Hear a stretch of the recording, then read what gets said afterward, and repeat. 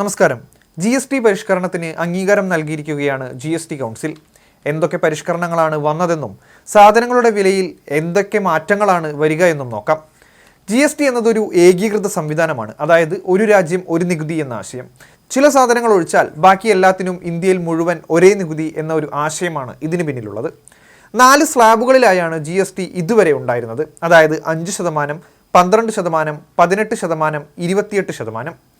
ഇതിൽ 12%, 28% GST സ്ലാബുകൾ ഇപ്പോൾ ഈ പരിഷ്കരണത്തിലൂടെ സർക്കാർ ഒഴിവാക്കിയിരിക്കുകയാണ്. ഇനി മുതൽ 5%, 18% എന്നീ 2 സ്ലാബുകളാണ് ഉണ്ടാവുക. ഇതിനോടൊപ്പം ലക്ഷറി ഉൽപ്പന്നങ്ങൾക്ക് 40% GST. ഇതുമൂലം നിത്യോപയോഗ സാധനങ്ങളല്ലാത്ത മറ്റ് ചില സാധനങ്ങൾക്ക് വില വർദ്ധിക്കാനിടയുണ്ട്. അതായത് സോഫ്റ്റ് ഡ്രിങ്ക്സ്, ലോട്ടറി പോലെയുള്ളവയാണ് ആ ഗണത്തിൽ വരുന്നത്. പുതുക്കിയ GST നിരക്കുകൾ സെപ്റ്റംബർ 22 മുതലാണ് പ്രാബല്യത്തിൽ വരിക. ഇന്നത്തേക്ക് കൂടി നീളേണ്ടിയിരുന്ന GST കൗൺസിൽ യോഗമാണ് ഇന്നലെ രാത്രി അവസാനിച്ചത്. സാധാരണക്കാരുടെ നികുതി ഭാരം വൻതോതിൽ കുറയ്ക്കാൻ ലക്ഷ്യമിട്ടാണ് അടിമുടി പൊളിച്ചെഴുത്ത്. നികുതി കുറയുന്നതോടെ വിലയും കുറഞ്ഞേക്കും. പുതിയ GST നിരക്ക് വരുന്നതോടെ മിക്ക നിത്യോപയോഗ സാധനങ്ങൾക്കും വില കുറയും.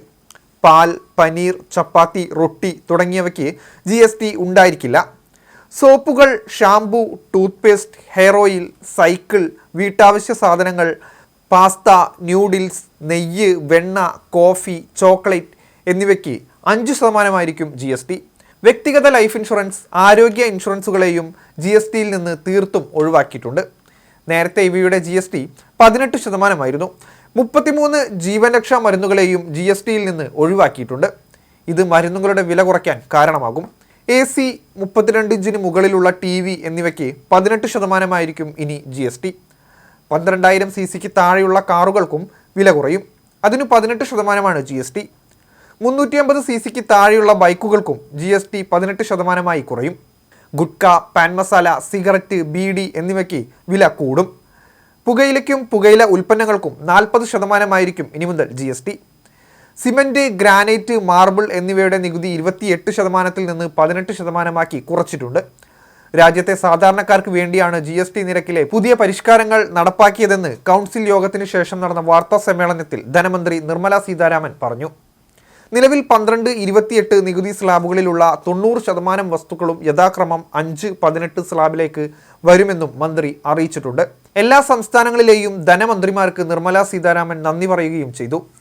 ജനങ്ങൾ നിത്യേന വാങ്ങുന്ന ഉൽപ്പന്നങ്ങളുടെ GST കുറയ്ക്കുമെന്നായിരുന്നു സ്വാതന്ത്ര്യദിന ആഘോഷ പ്രസംഗത്തിൽ പ്രധാനമന്ത്രി നരേന്ദ്രമോദി പറഞ്ഞിരുന്നത്. അത് ഏറെക്കുറെ ശരിവെക്കുന്ന നടപടിയാണ് GST കൗൺസിലിൽ നിന്നുണ്ടായത്. ഇക്കുറി നവരാത്രി, ദീപാവലി ആഘോഷകാലം തൊട്ട് വീട്ടിലേക്കുള്ള പാൽ മുതൽ കാർ വരെയുള്ള വസ്തുക്കൾ കുറഞ്ഞ വിലയ്ക്ക് വാങ്ങാനുള്ള അവസരമാണ് ഒരുങ്ങുന്നത്. അത് ജീവിത ചെലവ് കുറയ്ക്കാൻ സഹായിക്കുകയും ചെയ്യും. ഉപഭോഗം വർദ്ധിപ്പിക്കുമെന്നത് ഈ രംഗത്തെ സംരംഭകർക്കും നേട്ടമാകും. എടുത്തു പറയേണ്ട മറ്റൊരു കാര്യമാണ് ഓഹരി വിപണിയിൽ ഉണ്ടായ കുതിപ്പ്. ട്രംപിന്റെ പ്രഖ്യാപനങ്ങളെ തുടർന്ന് നേരിയ ഇടിവിലാണ് ഇന്ത്യൻ ഓഹരി വിപണി ഉണ്ടായിരുന്നത്. അതിനെ മറികടക്കാനുള്ള ശ്രമങ്ങൾക്കിടയിലാണ് ദീപാവലി സമ്മാനമായി വന്ന പ്രധാനമന്ത്രിയുടെ ഈ പ്രഖ്യാപനം. ഇത് ഇന്ത്യൻ ഓഹരി വിപണിക്ക് പുത്തൻ ഉണർവേകിയിരിക്കുകയാണ്. ഇന്നലെ നിഫ്റ്റി 135.45 പോയിന്റും സെൻസെക്സ് 409.83 പോയിന്റും ഉയർന്നാണ് വ്യാപാരം അവസാനിപ്പിച്ചത്.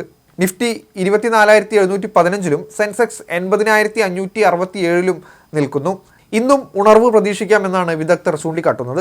കേരളമടക്കം എല്ലാ സംസ്ഥാനങ്ങളും നിരക്ക് കുറയ്ക്കുന്നതിനെ അനുകൂലിച്ചു. എന്നാൽ പരിഷ്കാരം നടപ്പിൽ വരുത്തുമ്പോഴുള്ള വരുമാന ഇടിവ് പരിഹരിക്കാനുള്ള നഷ്ടപരിഹാര സംവിധാനം ഏർപ്പെടുത്താത്തതിനെതിരെ കേരളമടക്കം 8 BJP ഇതര സംസ്ഥാനങ്ങൾ പ്രതിഷേധം രേഖപ്പെടുത്തിയിട്ടും ഉണ്ട്.